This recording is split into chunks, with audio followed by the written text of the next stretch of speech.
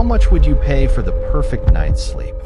For Elias Thorne, the price was a 5-hour drive into the silent heart of the Sierras to find a house that shouldn't exist. Designed by a madman and built on a geographic dead zone, the Vane house promised the one thing modern life had stolen: absolute, uninterrupted silence. No hum of electricity, no buzz of a cell phone, no distant roar of a highway.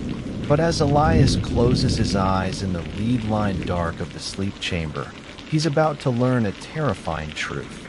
The human mind is a pressure cooker, and dreams are the steam.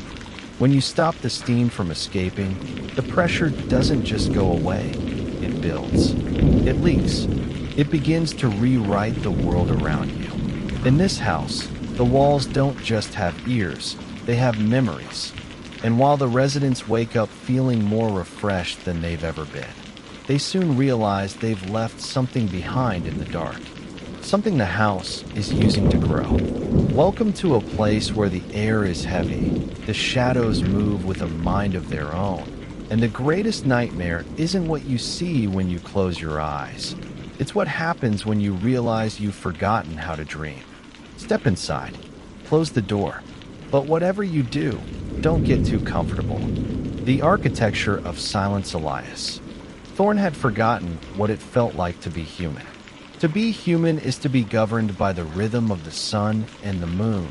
But for Elias, the world was a jagged, unending smear of neon lights and digital clocks. Chronic insomnia wasn't just a medical condition for him. It was a slow-motion car crash. After 3 years of failed prescriptions and holistic retreats that yielded nothing but empty wallets, his reflection looked like a stranger's. Sunken eyes rimmed with angry red, skin the color of wet sidewalk. When he first heard about the Vane house, he didn't care about the rumors of its eccentric architect or the strange disappearances of the 1970s. He only cared about the data. The house was situated in a geographic dead zone in the high Sierras, built by Julian Vane, a man who believed that human consciousness was being fractured by the invisible hum of modernity. The house was a Faraday cage of the soul, designed with specific non-Euclidean ratios to neutralize every frequency: electromagnetic, sonic, and perhaps something deeper. The drive up the winding mountain pass was a blur of caffeine and desperation. When the house finally came into view, it didn't look like a haunted mansion. It was a masterpiece of mid-century modernism.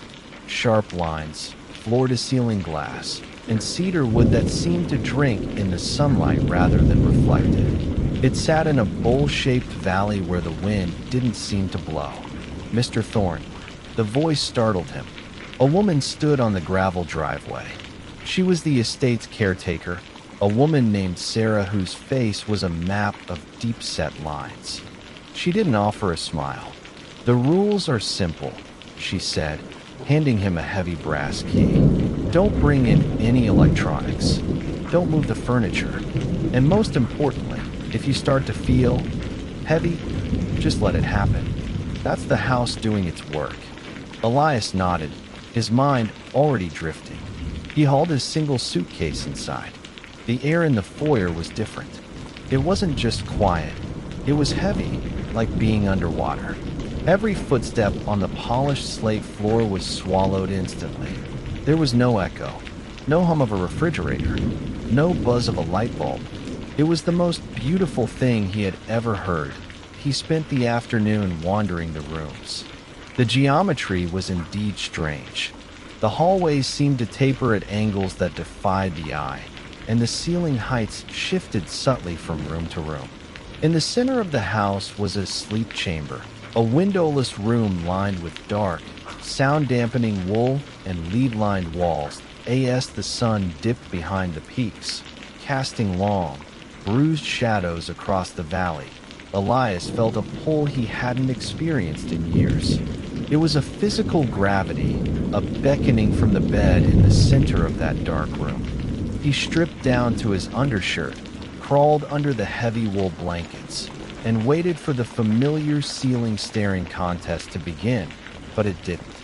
For the first time in 1,000 days, that internal static, that buzzing hive of anxieties and to-do lists, simply cut out.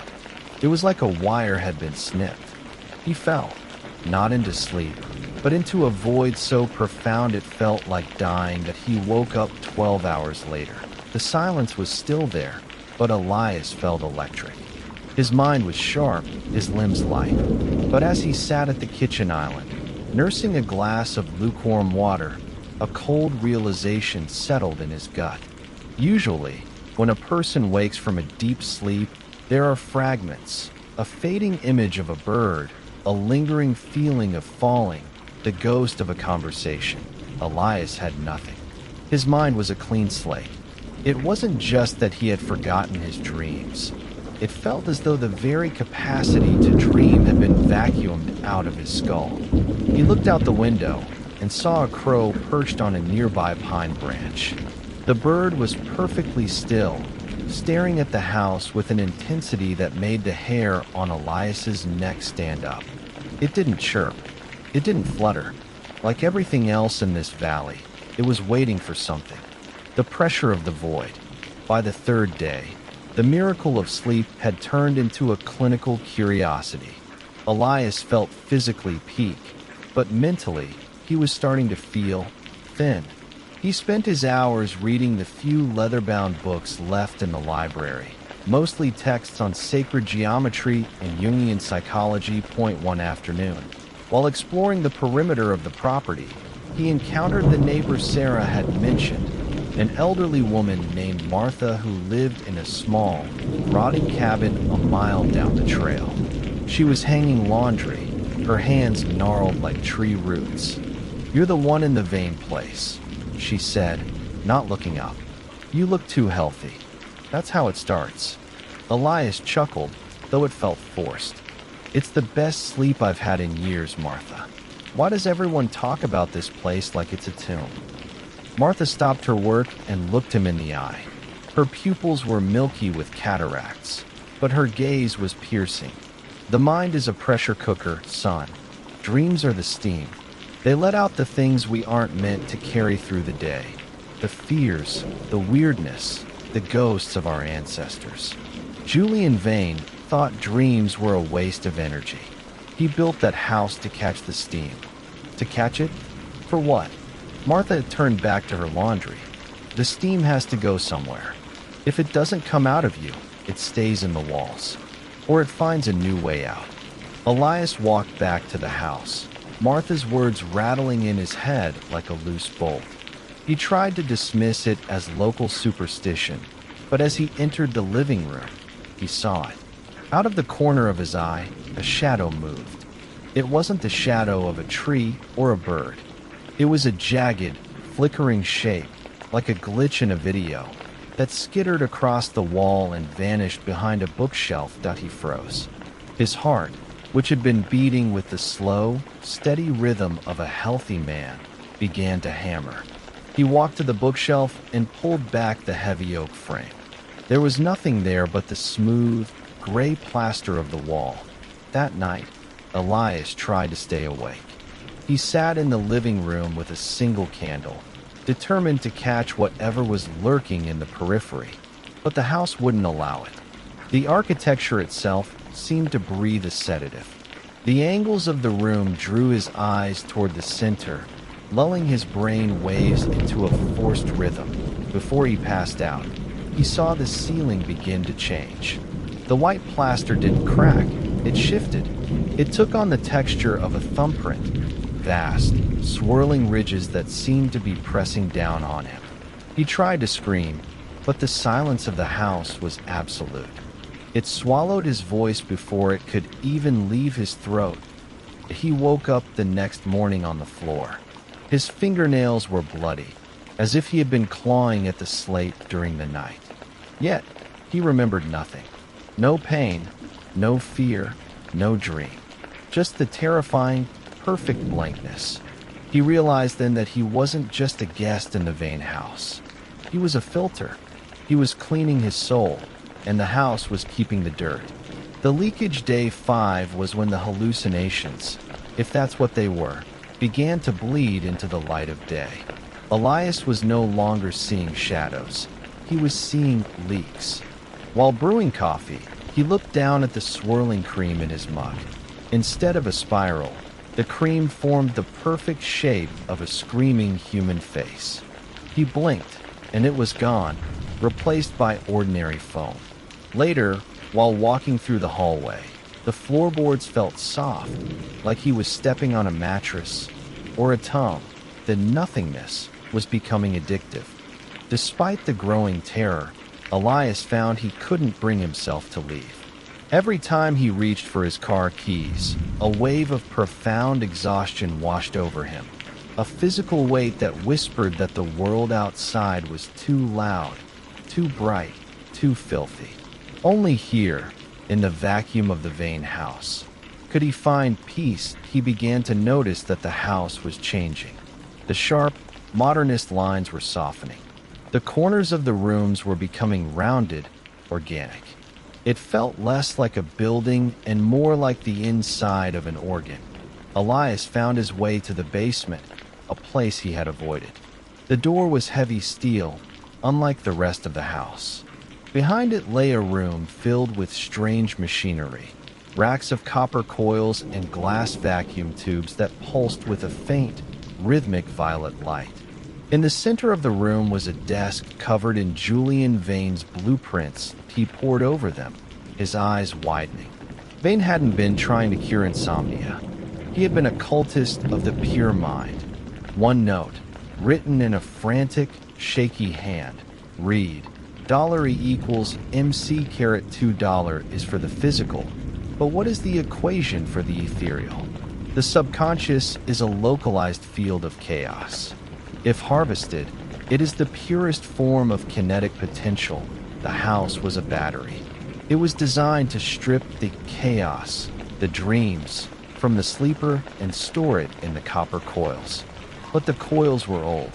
They were leaking. The reason Elias was seeing faces in his coffee and feeling tongues under his feet wasn't because he was going crazy.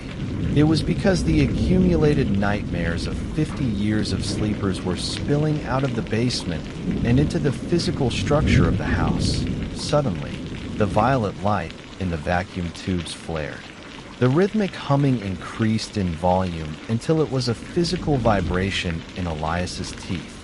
He looked at the wall and saw a door that hadn't been there a moment ago. It was a door made of shadow, pulsing like a heartbeat. From behind the door, he heard a sound that broke the silence of the house. It was a sob, his own mother's voice, crying his name, though she had been dead for a decade. The house wasn't just eating his dreams. It was digging into the trash of his mind, pulling out the things he had spent years trying to forget and giving them form. The lucid nightmare. The sixth night was the breaking point. Elias didn't go to the sleep chamber. He stayed in the basement, armed with a heavy iron fire poker, watching the shadow door. The house was now fully awake. The walls were sweating a thick, translucent fluid that smelled of ozone and old memories. "What do you want?" Elias roared into the emptiness. The response was a shift in the architecture. The stairs leading back to the ground floor simply vanished, replaced by a vertical drop into a forest of copper wires. The house was reshaping itself, closing in like a digestive tract. Elias realized that the house was no longer satisfied with just his dreams. It wanted the dreamer. It needed a permanent battery to maintain its impossible geometry. He remembered Martha's words. The mind produces dreams to vent the soul. If he couldn't leave, he had to fight back. He had to dream. But how do you dream in a place designed to kill them? He had to induce a state of lucid nightmare while conscious. He had to flood the house with so much mental static that the coils would short circuit. He sat on the basement floor, closed his eyes, and did the one thing he had spent years avoiding. He thought about his greatest shames. He thought about the car accident he walked away from while others didn't. He thought about the loneliness that had driven him to this valley. He reached into the dark corners of his psyche and pulled out every jagged, ugly, terrifying thought he had ever repressed. He began to chant his fears out loud, turning them into a narrative. As he did, the violet tubes began to flicker violently. The house groaned, a sound of straining metal and weeping wood. The shadow door burst open, and a torrent of unreality flooded the room. He saw a version of himself with a clock for a face. He saw the crow from the pine tree, now 10 feet tall with human hands. He saw the house's original architect, Julian Vane, his body woven into the copper coils, his eyes glowing with that same sickly violet light. "It's not real," Elias screamed, even as the giant crow pecked at his chest. "It's just the steam." The pressure in the room became unbearable. The air turned thick as syrup. Elias kept his eyes closed, focusing on the most chaotic, nonsensical imagery he could conjure. A sky made of burning fish, a sea of broken glass, a choir of screaming mouths. He wasn't just dreaming, he was hallucinating with intent. He was a one-man riot of consciousness. The basement floor buckled. A massive spark erupted from the copper coils, followed by the smell of burning hair. The violet light turned a blinding, screaming white. The Hollow Man. Elias woke up to the sound of birds. Actual, noisy, annoying birds. He was lying in the dirt, 50 yards away from where the Vane house had stood. What remained was a blackened skeleton of cedar and twisted copper, smoke rising in lazy curls into the crisp morning air. The silent house was gone. The valley felt light. The oppressive weight of the vacuum finally lifted. He stood up, his body aching, his clothes charred. He felt different. The chronic heaviness in his chest was gone, but in its place was a terrifying lightness. He felt like a balloon that had been emptied of its air. He walked down the trail toward Martha's cabin. He needed to tell her. He needed to hear a human voice. But when he reached the clearing, the cabin was gone. There was only a foundation of moss-covered stone that looked like it hadn't seen a resident in 50 years. Elias felt a cold shiver. Had Martha ever been there? Or was she just the house's way of talking to him? A fragment of a dream it had stolen from a previous resident and projected onto his path? He made it to his car. The engine turned over with a roar that felt like a physical assault on his ears. He drove down the mountain, his hands shaking on the wheel. He reached the town at the base of the Sierras and pulled into a neon-lit diner. He needed noise. He needed the clatter of silverware and the smell of cheap grease. He sat in a booth and ordered a coffee. The waitress was talking to a trucker, their voices a beautiful, messy symphony of mundane life. Elias closed his eyes, waiting for the exhaustion to take him, waiting to finally have a normal, human dream. He fell asleep right there in the booth, his head resting on his arms.